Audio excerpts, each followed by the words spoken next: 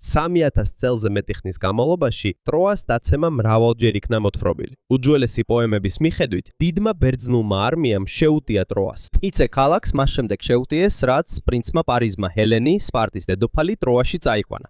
ამ ამბავში მონაწილეობენ მებრძოლები, როგორიცაა აქილევსი და ოდისევსი, მეფე აგამემნონი და ცნობილი ხის ცხენი, რომელიც როგორც ამბობენ ქალაქში შესასვლელად გამოიყენეს. თუმცა ტროას ომის ამბავი არ დაუწერიათ მაშინ, როცა ომი მიმდინარეობდა. ყველაზე ცნობილი ვერსია მოცემულია ილიადაში, უძველეს პოემაში, რომელიც ჰომეროს მიეწერება. ეს პოემა შეიქმნა რამდენიმე ასეული წლის შემდეგ, იმ დროიდან, საიდანაც შეიძლება მოდიოდეს ეს ამბავი. ამიტომ რთულია განვასხვაოთ, რომელი ნაწილი ეფუძნება ნამდვილი მოვლენების მოგონებას და რომელი დაამატეს პოეტებმა დროთა განმავლობაში. მრავალი საუკუნის განმავლობაში ბევრი ფიქრობდა, რომ ტროა მხოლოდ გამოგონილი იყო. არ არსებობდა ზუსტი რუკები, რომლებიც მიუთითებდნენ მის მდებარეობას. ასევე არ იყო შემორჩენილი სასახლე ან კედელი, რომელიც ადვილად ამოიცნობოდა როგორც იმ ქალაქის ნაწილი, რომელიც მოთხრობაში აღწერილი. მაგრამ ეს შეხედულება შეიცვალა მე-19 საუკუნეში თანამედროვე თურქეთის ჩრდილო-დასავლეთ ნაწილში, ახლოს სრუტესთან, რომელსაც დღეს დარდანელის ეწოდება. არსებობს ერთი ბორცვი, რომელიც ცნობილია როგორც ჰისარლიქი. ზოგიერთი მკვლევარი დიდი ხანია ეჭვობდა, რომ ამ ბორცვის ქვეშ შეიძლება ტროას ნანგრევები იყოს დამალული. ერთ-ერთი პირველი, ვინც აქ კვლევა დაიწყო, იყო ფრენკ კალვერთი, ბრიტანელი მეცნიერი და მოყვარული არქეოლოგი, რომელიც ამ ადგილის მახლობლად ცხოვრობდა. კალვერთი თვლიდა, რომ ჰისარლიქი იყო უძლიერესი კანდიდატი უძველესი ტროას მდებარეობისთვის. მან ეს იდეა გაუზიარა ჰაინრიხ შლიმანს, მდიდარ გერმანელ ბიზნესმენს, რომელიც გატაცებული იყო უძველესი ისტორიით და ჰომეროსის ამბებით. 1870-იან წლებში შლიმანმა დაიწყო მასშტაბური გათხრები ჰისარლიქში. მხოლოდ ერთი განადგურებული ქალაქი კი არ გამოჩნდა. აღმოჩნდა, რომ გორა შედგებოდა ერთმანეთზე დაშენებული დასახლებებისგან. 1000 წლის განმავლობაში აქ შენდებოდა ქალაქი, ნადგურდებოდა, მიტოვებული რჩებოდა და შემდეგ მის ადგილას ახალი ქალაქი იდგებოდა. შემდგომში არქეოლოგებმა დაალაგეს ტერიტორიის ძირითადი ნაწილები ტროა 1-დან ტროა 9-მდე. ასევე აღმოაჩინეს უფრო ძველი ნაშთები, რომელსაც დღეს ტროა 0-ს უწოდებენ. ფენები აჩვენებს, რომ ეს ადგილი 4000 წელზე მეტი ხნის განმავლობაში გამოიყენებოდა და იყო დასახლებული. პირველი დიდი დასახლებები ბრინჯაოს ხანაში დაიწყო და ქალაქის გამოყენება გაგრძელდა, რაც მე-19 საუკუნემდე მივიდა. აქ ცხოვრობდნენ ბერძნები, რომაელები და ბიზანტიელები. შლიმანის გათხრები მნიშვნელოვანი იყო, მაგრამ ამან ასევე დიდი ზიანი მიაყენა. მაშინდელი არქეოლოგია ძალიან შორს იყო იმ ფრთხილი მეთოდებისგან, რასაც დღეს ვიყენებთ. ყველაზე ძველ ნაწილამდე მისვლის სურვილით, შლიმანმა უბნის შუაგულში ღრმა და ფართო თხრილი გაათხრევინა. ამით ბევრი კედელი, შენობა და ნივთი, რომელიც უფრო ახალ ფენებს ეკუთვნოდა, დაზიანდა ან საერთოდ გაქრა. შლიმანისთვის უფრო ღრმა ქალაქი იყო სავარაუდოდ ჰომეროსის ტროა. ამის გამო მან გამოტოვა გვიანი ბრინჯაოს ხანის რამდენიმე ფენა, რომელიც უფრო ახლოსაა იმ პერიოდთან, რასაც ტროას ომს უკავშირებენ. შემდეგი გათხრებისას არქეოლოგებმა დაადგინეს, რომ ყველაზე მნიშვნელოვანი კანდიდატი არ იყო ის ძველი ქალაქი, რომელიც პირველად შლიმანმა აირჩია. ამბავი უფრო ახლოსაა იმ ფენებთან, რომელსაც ტროა 6 და ტროა 7 ეწოდება. ტროა V არსებობდა გვიანი ბრინჯაოს ხანის დიდ ნაწილში. ეს იყო განვითარებული და გამაგრებული ქალაქი, რომელსაც სქელი კედლები ერთხა. ქალაქი დაინგრა ძვედზეტი 13 საუკუნეში, მაგრამ არ არის დათელი, იყო თუ არა ამის მთავარი მიზეზი ომი თუ ძლიერი მიწისძვრა. ამის შემდეგ ტროა 7A სწრაფად აიგო დანგრეული შენობების თავზე. კედლის შიგნით სახლები მჭიდროდ იყო განლაგებული. იატაკში ჩაფული იყო დიდი ჭურჭელი, რომელიც შესაძლოა საკვების დასამალად გამოიყენებოდა. ასეთი მოწყობა შეიძლება ნიშნავდეს, რომ ცხოვრებლები ამზადებდნენ მარაგის დეფიციტისთვის ან შესაძლო შემოსევისთვის. დაახლოებით ძველი წელთაღრიცხვის 1180 წელს ტროა 7AC დაიწვა და გიანადგურდა. აღმოჩენილია ხანძრისა და ძალადობრივი განადგურების კვალი, თუმცა ეს ვერ ამტკიცებს, რომ ზუსტად ის ომი მოხდა, რაც ილიადაში აღწერით. არქეოლოგია მხოლოდ აჩვენებს, რომ ამ რეგიონში მართლაც არსებობდა ქალაქი და მას განიცადა გარკვეული განადგურება იმ პერიოდში, რომელიც შეიძლება იყოს ლეგენდის წყარო. ნამდვილი ტროა გაცილებით შორს იყო იმ უბრალო პატარა ციხესიმაგრისგან, რასაც ადრე მკვლევარები ფიქრობდნენ. ბორცვის ყველაზე მაღალ ნაწილში მდებარეობდა ციტადელი, ქალაქის დაცული ცენტრი. აქ შეიძლებოდა ეცხოვრათ მმართველებს, მოხელეებსა და მდიდარ ოჯახებს. ციტადელს გარს ერტყა დიდი კედლები, რომლებიც ფრთხილად იყო აშენებული ერთმანეთზე დადებული ქვებისგან. კედლებში იყო კოშკები და კარიბჭეები, რომლებიც იცავდნენ ქალაქში შესასვლელ გზებს. ზოგიერთი კედელი რამდენიმე მეტრის სისქის იყო და სიმაღლეში რამდენიმე მეტრს აღწევდა. ციტადელი იდგა ისეთ ადგილას, საიდანაც მოჩანდა ვრცელი ველი და ზღვისკენ მიმავალი გზები. ამის გამო მცველებს ადვილად შეეძლოთ დაენახათ ქალაქისკენ მომავალი ხალხი, მგზავრები თუ ჯარი. ციტადელის შიგნით იყო დიდი შენობები, რომლებიც შესაძლოა გამოყენებული იყო საცხოვრებლად, დარბაზებად, საწყობებად ან სამმართველო ადგილებად. ზოგიერთი მათგანი მეგარონის ფორმის იყო. გრძელი შენობა, რომელსაც წინა მხარეს ღია ნაწილი ჰქონდა და შიგნით დიდი ოთახი. ასეთი დიზაინი გავრცელებული იყო ბრინჯაოს ხანის რამდენიმე სასახლესა და მნიშვნელოვან შენობაში. ტოქ-ტოქში სავარაუდო სასახლე არ აშენებულა. ბრინჯაოს ხანის მრავალი შენობა დაზიანდა, რადგან მათ ადგილას მოგვიანებით ტაძრები და საზოგადოებრივი შენობები აშენდა. 1980-იან წლების ბოლოსა და შემდეგ წლებში უფრო ნათელი გახდა, რომ ტროა მხოლოდ ციტადელი არ იყო. მაღალი კედლების გარეთ იყო უფრო ფართო ქვედა ქალაქი. აქ ცხოვრობდა და მუშაობდა ჩვეულებრივი მოსახლეობის დიდი ნაწილი. ბორცვის გარშემო აღმოჩენილია სახლების, სახელოსნოებისა და საწყობების კვალი, ასევე სხვა სამეურნეო საქმიანობა. ასევე აღმოჩენილია თავდათვის ნაწილები, მათ შორის ფართო თხრილი, რომელიც ხელს უშლიდა საომარი ეტლების ან მტრის სწრაფად მიახლოებას ქალაქთან. ქვედა ქალაქმა აჩვენა, რომ ტროა უფრო დიდი და ორგანიზებული იყო, ვიდრე თავიდან ეგონათ. თუმცა არქეოლოგები კვლავ სწავლობენ და განიხილავენ მის ზუსტ ზომებს და იმას, თუ რამდენი ადამიანი ცხოვრობდა იქ. ცადია ეს მხოლოდ პატარა ციხე არ იყო, ეს იყო მნიშვნელოვანი ქალაქი, ციტადელით, საცხოვრებლებით, წარმოებით, საწყობებითა და თავდაცვით. თუმცა ნამდვილი ტროას არსებობა ავტომატურად არ ამტკიცებს, რომ აქილევსი მართლაც არსებობდა. ოდისევსი და აგამემნონი. ეს ასევე არ ამტკიცებს, რომ ქალაქის დასაპყრობად დიდი ხის ცხენი გამოიყენეს. იმის გასაგებად, იყო თუ არა რეალური ომი ამ ლეგენდის საფუძველი, საჭიროა შევხედოთ არა მხოლოდ ტროას ნანგრევებს. ასევე საჭიროა შევისწავლოთ დიდი სამეფოების ჩანაწერები, რომლებიც მნიშვნელოვან როლს თამაშობდნენ რეგიონში გვიან ბრინჯაოს ხანაში. განსაკუთრებით ხეთების იმპერია და ძლიერი სამეფოები ეგეოსის ზღვის მეორე მხარეს. ტროას აღმოსავლეთით ანატოლიის შუა ნაწილში, მაშინ იქ მდებარეობდა ხეთების იმპერია. ეს იყო ერთ-ერთი ყველაზე ძლიერი სამეფო გვიან ბრინჯაოს ხანაში. ხეთებმა დატოვეს 1000-ობით თიხის ტაბულა, რომლებიც შეიცავს ხელშეკრულებებს, წერილებს, ომის ანგარიშებს და ჩანაწერებს სხვა სამეფოებზე. ამ დოკუმენტებში მოხსენიებულია სამეფო სახელად ვილუსა. ბევრი ისტორიკოსი თანხმდება, რომ ვილუსა არის ის ქალაქი, რომელსაც მოგვიანებით ბერძნები ილიოს ან ტროას უწოდებდნენ. ვიმუსას სახელი და მდებარეობა ემთხვევა ანატოლიის ჩრდილო-დასავლეთ ნაწილს, სადაც მდებარეობს ნანგრევები ჰისარლიკში. თუმცა ეს არ ნიშნავს, რომ ჰომეროსის ისტორიაში ყველაფერი მართლა მოხდა. მთავარი, რასაც ეს დოკუმენტები აჩვენებს, არის ის, რომ იმ რეგიონში მართლაც არსებობდა სამეფო, რომელიც ბრინჯაოს ხანაში ომებსა და დიპლომატიაში იყო ჩართული. სანამ ამ კონფლიქტებს განვიხილავდეთ, მნიშვნელოვანია ვიცოდეთ, ვინ იყვნენ ადამიანები, რომლებიც ტროაში ცხოვრობდნენ. მათი ეთნიკური იდენტობა ჯერ კიდევ ზუსტად დადგენილი არ არის. ტროაში სახლები, ინვენტარი და კერამიკის დამზადების მეთოდები ძლიერ გავს ჩრდილო-დასავლეთ ანატოლიის კულტურას. ასევე არსებობს ნივთები, რომლებიც მიუთითებს ურთიერთობაზე მიკენელ ბერძნებთან, რომლებიც ეგეოსის ზღვის მეორე მხარეს ცხოვრობდნენ.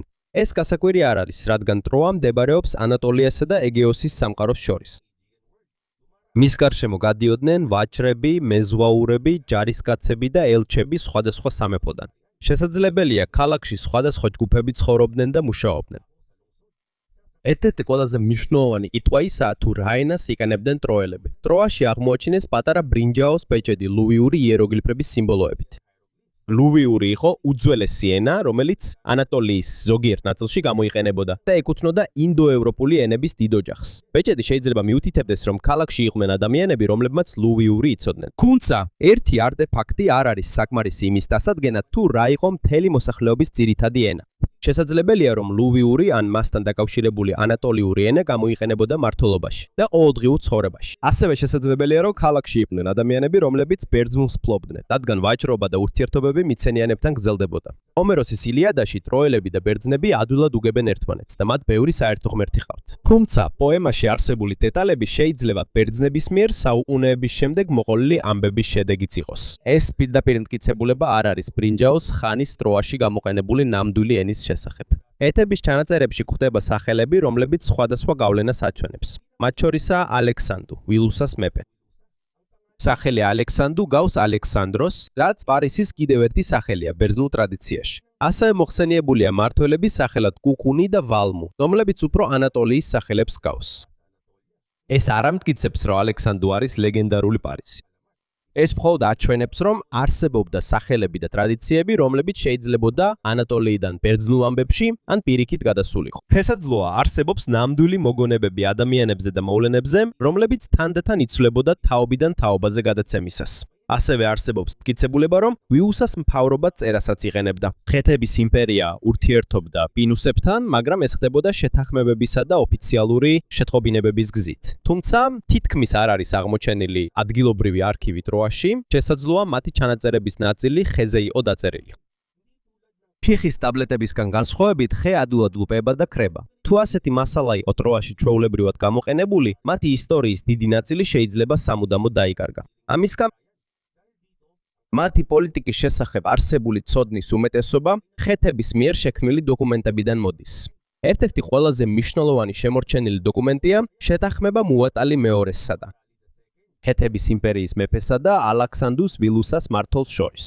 შეთანხმება შედგა ძვედოწატოლებად მე-13 საუკუნეში, იმ პერიოდამდე, რომელიც ჩვეულებრივ ტროა 700 განადგურებას უკავშირდება. შეთანხმება აჩვენებს, რომ ვილუსა იყო უფრო დიდი სისტემის ნაწილი, რომელიც ხეთების იმპერიასთან მოკავშირე სამეფოებს აერთიანებდა. როგორც უფრო პატარა სამეფო, ვილუსას უნდა შეენარჩუნებინა ერთგულება ხეთების მეფის მიმართ. მისი მმართველისგან მოითხოვებოდა მტრის შესახებ ინფორმაციის მიწოდება და ჯარისკაცების გაგზავნა, როცა ხეთების არმიას დასჭირდებოდა. სამაგიეროდ ხეთების იმპერია აღიარებდა და იცავდა ალაქსანდრუს მმართველობას. თუ ვილუსას თავს დაესხმებოდნენ, მას შეეძლო დახმარება ეთხოვა უფრო ძლიერ ხეთების არმიისთვის. ამგვარი დაცვა მნიშვნელოვანი იყო, რადგან ანატოლიის დასავლეთ ნაწილში ხშირად ხდებოდა დაპირისპირებები. იმ ღმერთებს შორის, რომლებიც მოწმეებად მოიხსენიებოდნენ შეთანხმებაში, ერთ-ერთი იყო ღმერთი სახელად აპალიუნა. ზოგიერთმა მეცნიერმა შენიშნა, რომ ეს სახელი გავს აპოლონის სახელს. ჰომეროსის მოთხრობებში აპოლონი ტროას მხარეს იდგა. შესაძლოა ამ ორ სახელს შორის უძველესი კავშირი არსებობდეს, მაგრამ მხოლოდ სახელების მსგავსება არ არის საკმარისი იმისათვის, რომ თქვათ ეს ორი ღმერთი ერთია. შეთანხმება მნიშვნელოვანია არა იმიტომ, რომ ის ადასტურებს ილიადას, არამედ იმიტომ, რომ ის აჩვენებს, რომ ვილუსა ნამდვილი სამეფო იყო. მას ჰყავდა საკუთარი მეფე, არმია, ღმერთები და დიპლომატიური ურთიერთობები თავისი დროის ერთ-ერთ უდიდეს იმპერიასთან. ეს არც პირველი შემთხვევაა, როცა ვილუსა ჩნდება ხეთების იმპერიის ისტორიაში. უფრო ადრეულ დოკუმენტებში მოხსენიებულია ანატოლიის დასავლეთ ნაწილში მდებარე სამეფოთა ჯგუფი, რომელსაც ასუა ეწოდება. ეს ჯგუფი აჯანყდა ხეთების გაფართოების წინააღმდეგ, ზუდეც რაც გლები ორცენ 2000 წლებში. სიის შორის არის ვილუსიას სახელიც, რომელიც ხშირად ვილუსასთან ასოცირდება. ხეთების ჯარმა დამარცხა, მაგრამ რეგიონით დაინტერესებული მხოლოდ ხეთების იმპერია არ იყო.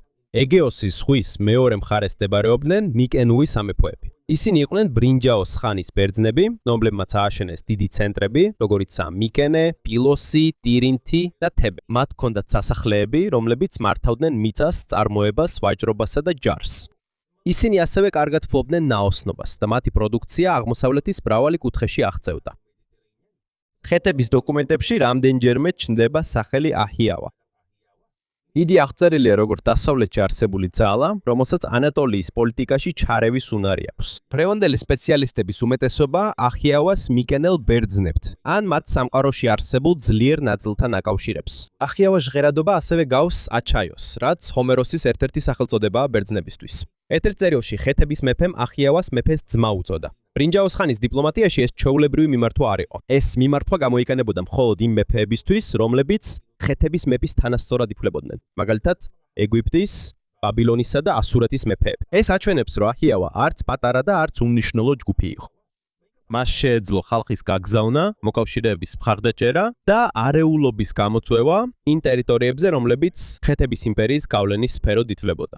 ამ ორ ძალას შორის მდებარეობდნენ დასავლეთ ანატოლიის სამეფოები. მათ შორის იყო ვილუსა, მათ უწევდათ შეთანხმების მიღწევა ხეთების იმპერიასთან. იმავდროულად ვაჭრობდნენ ან ურთიერთობდნენ ეგეოსის ხალხთანაც. ტროას მდებარეობა ძალიან მნიშვნელოვანი იყო. ის ახლოს იყო დარდანელებთან, ვიწრო საზღვაო გასასვლელთან, რომელიც აერთებს ეგეოსის ზღვას და მარმარილოს ზღვას, ხოლო შემდეგ შავ ზღვასთან მიდის. ამ ადგილმა მისცა წვდომა საზღვაო და სახმელეთო მარშრუტებზე ანატოლიას, ბალკანეთსა და ეგეოსის სამყაროს შორის. არ არის ნათელი, პირდაპირ აკონტროლებდა თუ არა ტროა ყველა გემს, რომელიც სურტეში გადიოდა, ან იღებდა თუ არა გადასახადს. თუმცა ქალაქის მდებარეობა მას დიდი მნიშვნელობა მიანიჭა. ვინც ტროას გარშემო გავლენას ფლობდა, უკეთეს პოზიციაში იყო ვაჭრობისთვის, მოგზაურობისთვის და სამხედრო გადაადგილებისთვის. ამიტომ შესაძლებელია, რომ ტროას გარშემო მომხდარი ნამდვილი ომის მიზეზი მხოლოდ ერთი ქალი არ ყოფილიყო. არისისა და ელენეს შესახებ ლეგენდების უკან შეიძლება უფრო ღრმა დაპირისპირება იმალებოდა. დასავლეთ ანატოლიაზე გავლენისათვის ბრძოლა ხდებოდა ხეთების იმპერიასა და ადგილობრივ სამეფოებსა და მიკენურ სამყაროს შორის. ხეთების შემორჩენილ ტერილებში ჩნდება სახელები, რომლებიც თითქოს ნამდვილი კრიზისის ნაწილი იყო.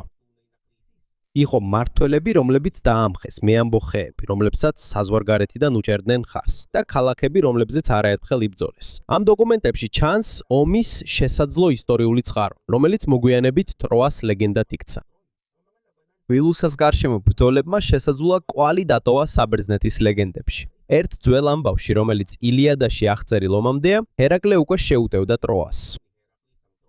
ლეგენდა შეიძლება მიუთითებდეს, რომ ქალაქში ბრძოლა მხოლოდ ერთხელ არ მოხდარა, თუმცა ეს ამბავი საკმარისი არ არის იმის დასადგენად, თუ რა რეალურ მოვლენას ეფუძნება იგი. რამდენიმე საუკუნის განმავლობაში ვილუსა არაერთხელ ჩაება ძალაუფლების ცვლილებებში დასავლეთ ანატოლიაში. მას უწევდა ურთიერთობა ხეთების იმპერიასთან, მეზობელ სამეფოებთან და ძალებთან, რომლებიც მიკენურ კავშირში იყვნენ. დოკუმენტები და ნანგრევები სრულ ისტორიას არ გვაწვდიან, თუმცა ისინი აჩვენებენ რეგიონს, რომელიც სავსეა ალიანსებით, აჯანყებებით, ჩარევითა და ომებით. ძველი წელთაღრიცხვით მე-13 საუკუნისთვის ტროა იყო ფართო საერთაშორისო სისტემის ნაწილი. დიდი სამეფოები ვაჭრობდნენ და გზავნილებს ცვლიდნენ ერთმანეთში. მეფეები შეთანხმებებს დებდნენ და ჯარისკაცებს აგზავნიდნენ მოკავშირეების დასახმარებლად. ეს სისტემა ძლიერი იყო, მაგრამ თითოეული სამეფო სხვაზე იყო დამოკიდებული. თუ ვაჭრობაში, საკვებში, მმართველობაში ან უსაფრთხოებაში პრობლემა წარმოიშობოდა, მეზობელ ტერიტორიებზეც სწრაფად აისახებოდა ეს. დაახლოებით ძველი წელთაღრიცხვის 1200 წელს აღმოსავლეთ ხმელთაშუა ზღვის მრავალი ცენტრი დასუსტა. დაიქცა მიკენური, საბერძნეთის სასახლეები. გაქრა ხეთების იმპერიის ცენტრალური მთავრობა. ანატოლიაში, ლევანტში ზოგიერთი ქალაქი განადგურდა ან მიტოვებული იქნა კვიპროსში და რეგიონის სხვა ნაწილებში. მკვლევარები ერთ კონკრეტულ მიზეზს ვერ ასახელებენ. ასეოს მტკიცებულება, ომების, მოსახლეობის გადაადგილების, სამეფოებში არეულობის, ვაჭრობის, დასუსტების და ზოგიერთ ადგილას ძლიერი გვალვების შესახებ. შესაძლოა ეს პრობლემები ერთდროულად განვითარდა, რის გამოც ადრე ძლიერი მთავრობები ვეღარ გაუმკლავდნენ მათ. ხეთების იმპერიის დაცემა მნიშვნელოვანი იყო ტროასთვის. ადრეულ პერიოდში ვილუსა ჰეთების მეფეს დახმარებას თხოვდა საფრთხის დროს, მაგრამ კრიზისის გაღრმავებისას ჰეთების მთავრობა ვეღარ ახერხებდა დახმარებას. მისი შორეული მოკავშირეების დაცვაც ვეღარ შეძლო.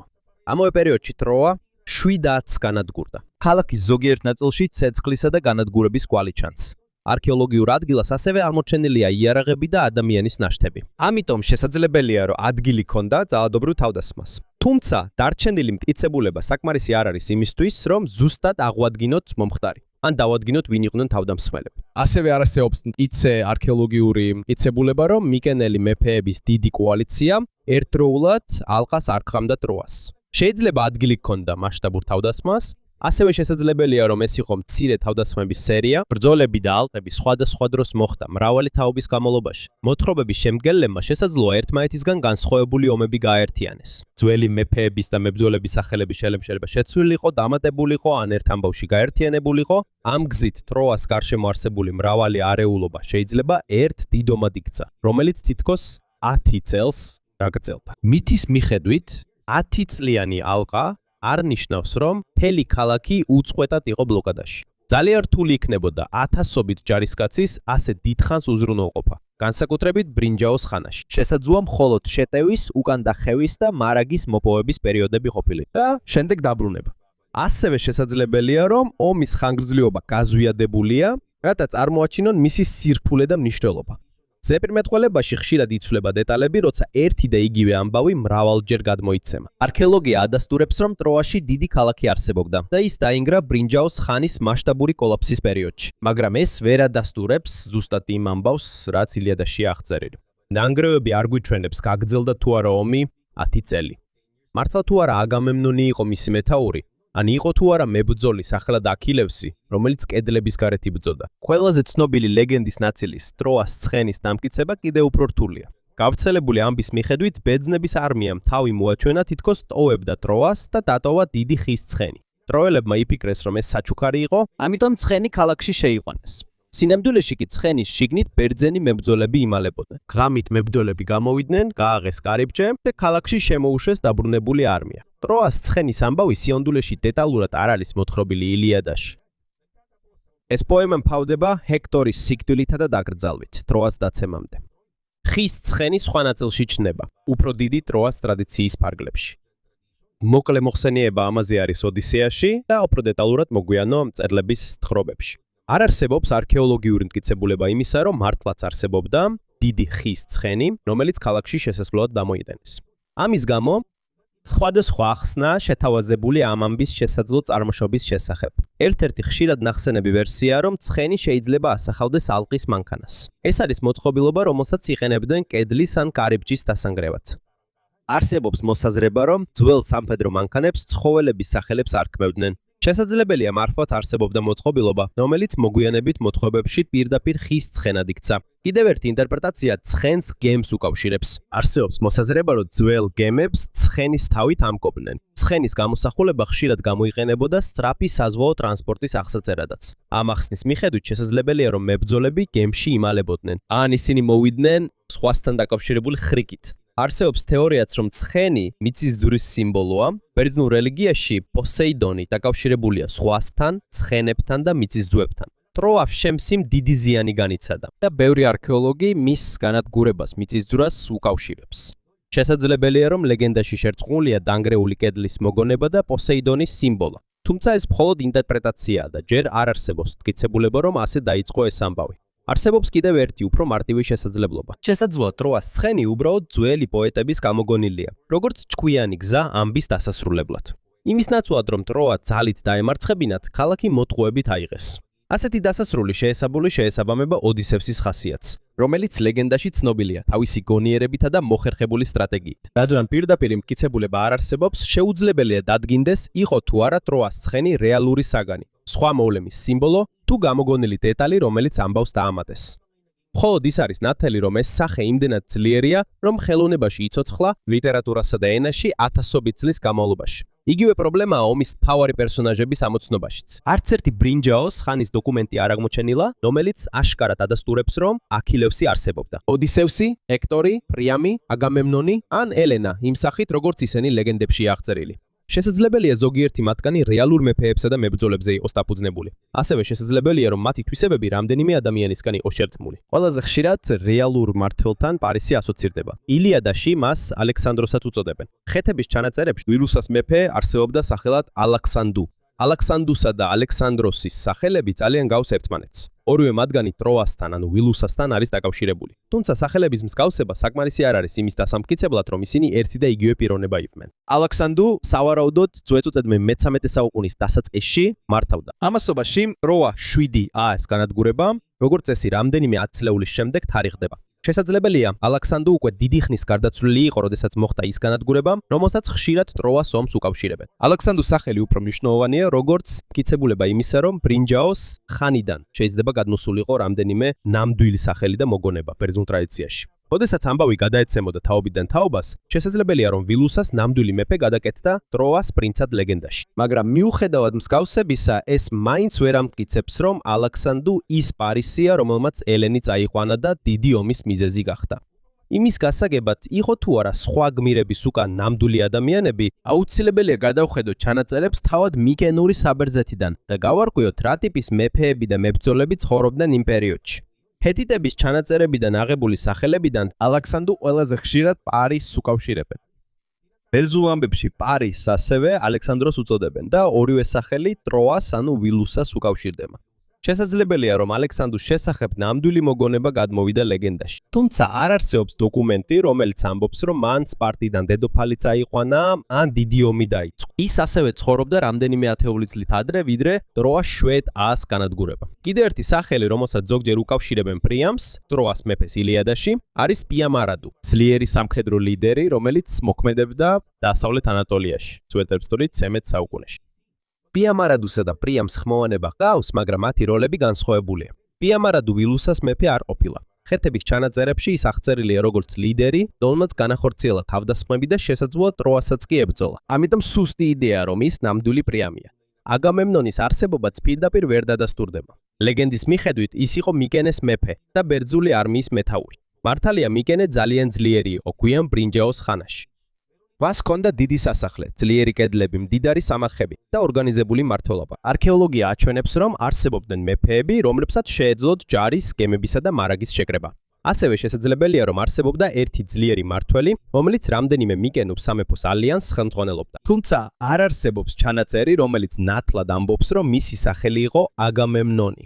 ცნობილი აგამემნონის ნიღაბი მხოლოდ თანამედროვე სახელწოდება. იგი აღმოაჩინა ჰაინრიხ შლიმანმა. თუმცა ნიღაბი დამზადებულია რამდენიმე საუკუნით ადრე, ვიდრე ტროას ომთან დაკავშირებული პერიოდი. იგივე ეხება ეგრეთ წოდებული აგამემნონის სამარხსა და ატრეასის საგანძურს. არ არსებობს წარწერა, რომელიც მიუთითებს, ვინ იყო მათი ნამდვილი მფლობელი. ერთ ჰეთიტურ დოკუმენტში მოხსენებულია ლიდერი ახიავადან, სახელად ატარტია. ზოგმა მეცნიერმა შენიშნა ამ სახელის მსგავსება ატრეასთან. აგამემნონის მამა ლეგენდაში შეიძლება ადამიანურ სახელს შორის კავშირი იყოს, მაგრამ არ არსებობს დოკუმენტი, რომელიც ამბობს, რომ ატარტია ნამდვილი ატრეა ან მეფე აგამემნონის მამა იყო. ოდისევსის ისტორიული კვალი კიდევ უფრო ნაკლებია. შესაძლოა მისი პერსონაჟი შეიქმნა ზღვის მეზღვაურების, მებრძოლებისა და სტრატეგიაში გამორჩეული ლიდერების შესახებ მოთხრობების საფუძველზე. თუმცა არ არსებობს პირდაპირი წარწერა, რომელიც ადასტურებს, რომ ის ნამდვილად არსებობდა. იგივე ეხება ახილესაც. ლინეარული ბიის ტაბულებზე რამდენიმე პირადი სახელია, რომლებიც შეიძლება ახილესის სახელს გავდეს. ეს მხოლოდ იმას აჩვენებს, რომ ბრინჯაოს ხანაში მსგავსი სახელი უკვე გამოიყენებოდა. ტაბულები არ ამბობენ, რომ ეს ადამიანი საბერძნეთის უძლიერესი მებრძოლი იყო. არც მისი ქალღმერთის შვილი, ან მისი ცნობილი ქუსლის შესახებ არის ჩანაწერი. სინამდვილეში ახილესის ქუსლის ამბავი ილიადაში არ გვხვდება. პოემაში ის ძალიან ძლიერი, მაგრამ მოკვდავი მებრძოლია. სხვა ზებუნებრივი დეტალები უფრო ნათლად გამოჩნდა მოგვიანებით შექმნილ ამბებში. შესაძლებელია, რომ ტროას გმირები რეალურ მეფეებსა და მებრძოლებზე იყვნენ დაფუძნებული. ასევე შესაძლებელია, რომ თითოეულ პერსონაჟში მრავალი ადამიანის მოგონება იყოს შერწყმული. ასე მუშაობს ზეპირი ტრადიცია. როცა ამბავი თაობიდან თაობას გადაეცემა, ზოგი დეტალი იკარგება, ემატება ან იცვლება. ბევრი ბრძოლა შეიძლება ერთ დიდ ომად იქცეს. ჩვეულებრივი მებრძოლი შეიძლება გმირად იქცეს, რომელიც თითქმის ღმერთებს უტოლდება. რამდენიმე საუკუნის შემდეგ შეიქმნა პოემები, რომლებიც ჰომეროს მიეწერება. იმ დროისთვის უკვე შეცვლილი იყო საბერძნეთის საზოგადოება, იარაღი, ტანსაცმელი და მმართველობა. ამიტომაც ილიადაში გაერთიანებულია ბრინჯაოს ხანის მოგონებები და უფრო ახალი დროის დეტალები. ეს არ არის დაწერილი როგორც სამხედრო ანგარიში ან ზუსტი ისტორიული ჩანაწერი. ეს არის ეპიკური პოემა აქილევსის რისხვის შესახებ. ღირსება, დანაკარგი და ომის გავლენა. რა შეიძლება ვთქვათ ტროას ომზე? ტროას ქალაქი რეალურად არსებობდა. ეს იყო მნიშვნელოვანი დასახლება ჩრდილო-დასავლეთ ანატოლიაში, რომელიც რამდენჯერმე დაინგრა და ხელახლა აშენდა. მართალია ანატოლიის სამეფოებსა და მიკენურ სამყაროს შორისაც იყო კონფლიქტები. ხეთების ჩანაწერები ახსენებენ ვილუსას, ახიავას, ხელშეკრულებებს, ამბოხებებსა და უცხოელი მმართველების ჩარევას. არქეოლოგიური მტკიცებულებებიც აჩვენებს, რომ ტროა 7 ძალადობრივად განადგურდა. იმ პერიოდში, როდესაც აღმოსავლეთ ხმელთაშუაზღვისპირეთში მრავალი სამეფო ინგრეოდა, შესაძლოა დიდი თავდასხმა იყო ამ ლეგენდის წყარო. ასევე შესაძლებელია, რომ ეს იყო თავდასხმების, ალყებისა და ბრძოლების სერია, რომელიც მოგვიანებით ერთ ამბად იქცა. საკმარისი მტკიცებულება არ არსებობს იმის დასამტკიცებლად, რომ აგამემნონმა უხელმძღვანელად ჯარს. პრიანმა და ჰექტორმა დაიცვეს ტროა, ან აქილევსმა მოკლა ჰექტორი. ასევე შეუძლებელია დაზუსტებით თქმა. იყო თუ არა ელენა ნამდვილი დედოფალი, ან იყო თუ არა მისი გატაცება ომის მიზეზი. შესაძლოა ელენასა და პარიზის ამბავი გამოიყენეს იმისთვის, რომ დაემარტივებინათ კონფლიქტი, რომლის ნამდვილი მიზეზი იყო ძალაუფლება, პოლიტიკა, ვაჭრობა და რეგიონის კონტროლი.